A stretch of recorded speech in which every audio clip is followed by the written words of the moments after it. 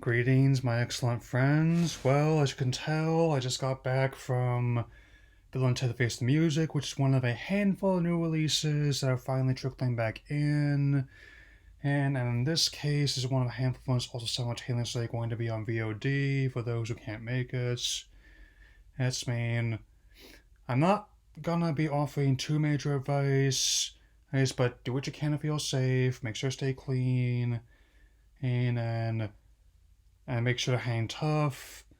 And to get this out of the way is to party on and be excellent to each other. So this movie is the third and final installment of the Bill and Ted trilogy, which have been trying to get made for decades. And I think in hindsight, I think it was the right call to do it like this. I'm gonna keep these relatively spoiler free, but I will give you the basic rundown. You know what I mean? So it's been decades, since Bill Ellis Preston Esquire, played by Alex Winter, and Theodore Ted Logan, and played by Keanu Reeves, have been trying to write the song that unite the world and bring about harmony hundreds of years in the future.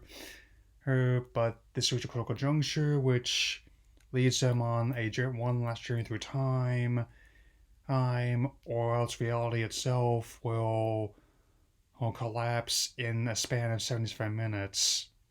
So, in other words, it's another day in San Dimas for them. Yeah. Yeah. I will definitely not be going into too much detail, but much like the first two movies, it's a very mind-bending and often hilarious plot. There was very rarely a scene when I wasn't laughing, and director Dean Parasot, who previously directed Galaxy Quest, definitely understands the dynamics of comedy as well as the importance of fandom's investment of that. I won't say exactly how, but if you decide to see this, whether it's theatrically or just at home, that's you'll know what I'm talking about. You know what I mean? There are about 15 people in the theater, which is basically about what I expected. They basically had to dramatically reduce the usual capacity for this one, but even then, the people in there all seemed invested, and they were laughing almost as many times as I did. And again, a lot of surprising emotional hate to the movie as well, being the last one in the trilogy and one they've been trying to get made for more than 20 years, which actually without in the story.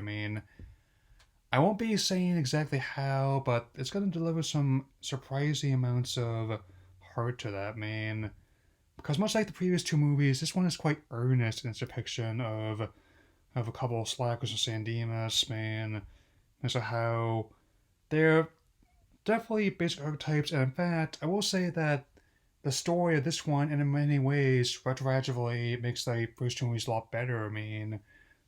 Since it's not, which is kind of tricky whenever you're doing something like this.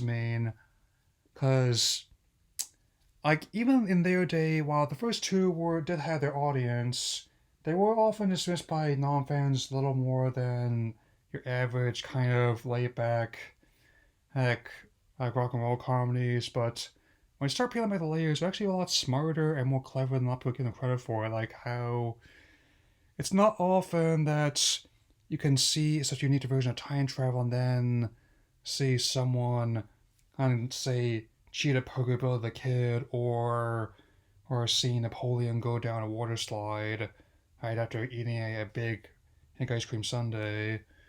Hey, since and even through the impossible odds, even as they face music more than one, they're still the characters that have endured for decades now.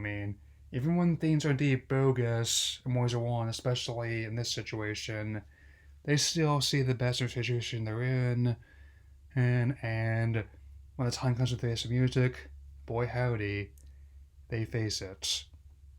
I mean, MP46 and 7:17 p.m. are the clues I'll give you. Who I'm not gonna say how, but trust me, if you however you decide to see this movie, whether it's in a theater or just at home in your choice of monitor monitor or other setup, up, but definitely no. My final rating is a most excellent 4 out of 4 before I get into a riff of some coming attractions. Yeah. Okay, going in no particular order given the state of affairs.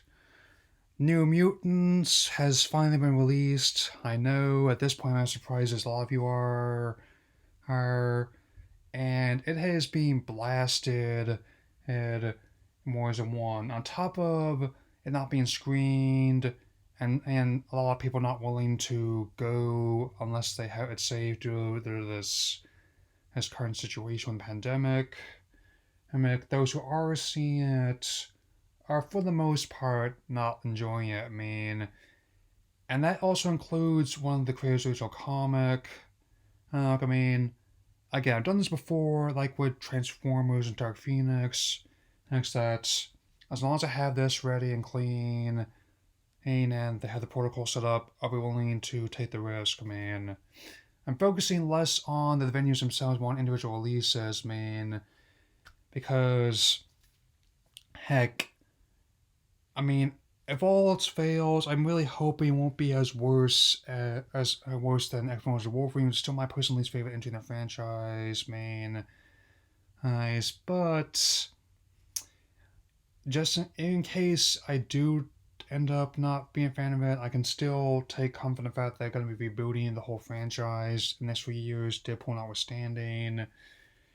So they're going to be retooling the third film they have for that, as well as this proposed, of course, spin-off, most likely.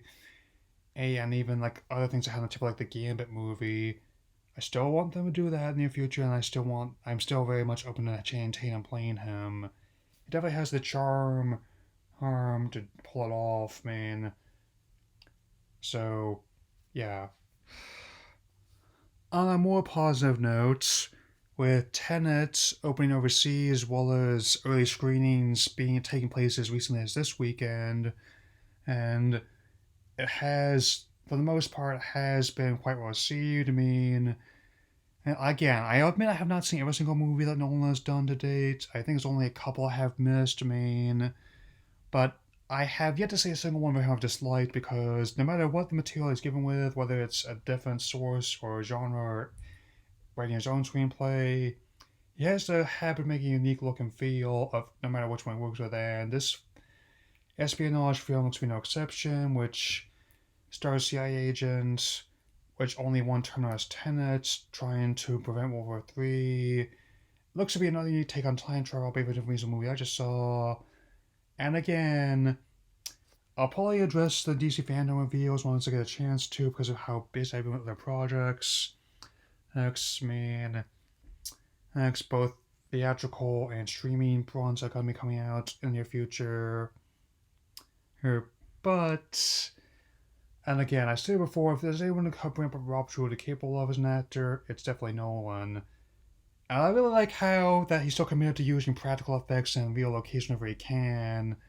And even when it's easier to use CG, he's deliberately doing things real for a deliberate stylistic choice. I mean, like the whole bit near the end of the newest trailer where they're crashing a plane on land.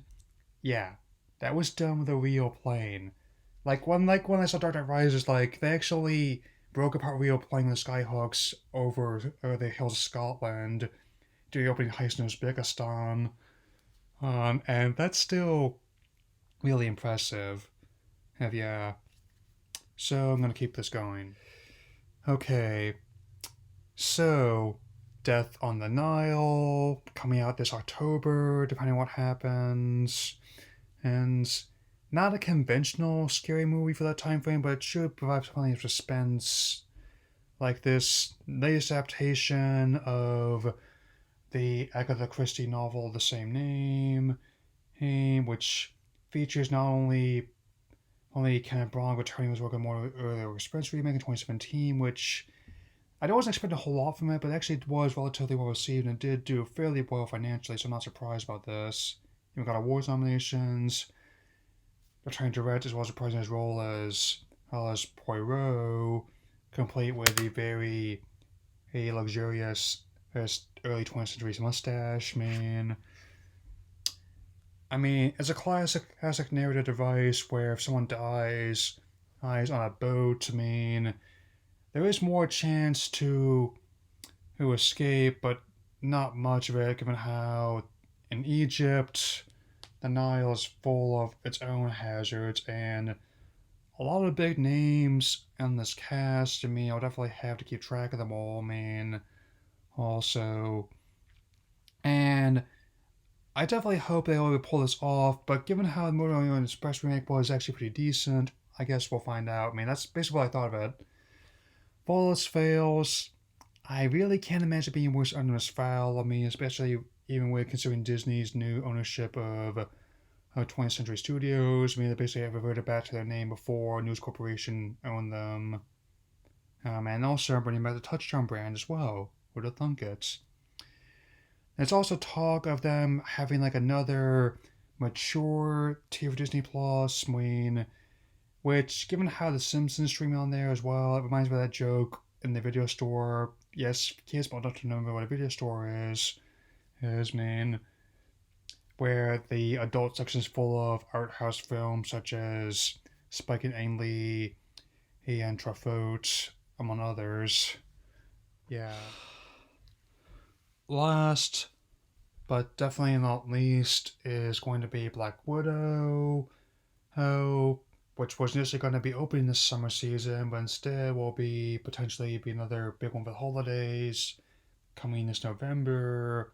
It was actually one of the first ones that Disney pushed back, coming as well.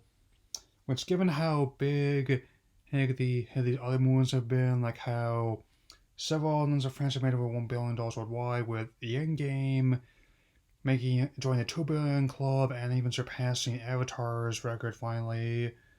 And I mean, he worldwide. I mean, so Phase 4 and 5 is definitely going to be exploring the multiverse aspect, which basically is just what had to happen. Given the favorite character in the endgame, which I will not spoil for those who somehow have not seen it, it means that they would have had to make it a prequel or set another timeline, and in a way they kind of have done both. I mean, I'm still looking forward to it. I mean, and given how I still give major credit where ahead of for including a villain as obscure and awesome as Taskmaster is. I mean, also a lot of people like playing supporting roles such as Rachel Weisz as another one of Black Widow Corps. I mean, they actually set this up in Ultron as well, like the where she was trained, and definitely be interesting to expand on that for a long time. And also David Harbour's Red Guardian as well. Hell, so that might be what he's doing in Russia before Stranger Things 4 comes out. So, yeah. So, and before I close this out and upload this, I mean, yes, I will state that in the case of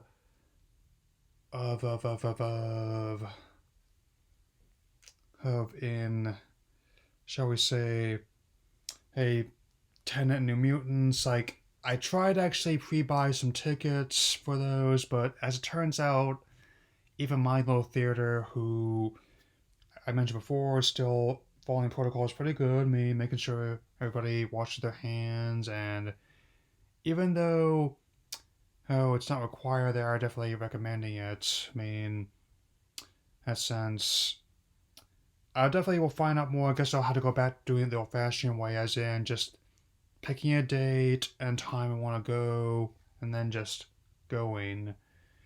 Because basically, it's kind of how I feel like when I used to live in Austin, Nevada, or a when I was younger. So just only seeing like a handful per year and making each one count. So that'll be all for now. Now, no party on. Sometimes things don't make sense to the end. Later.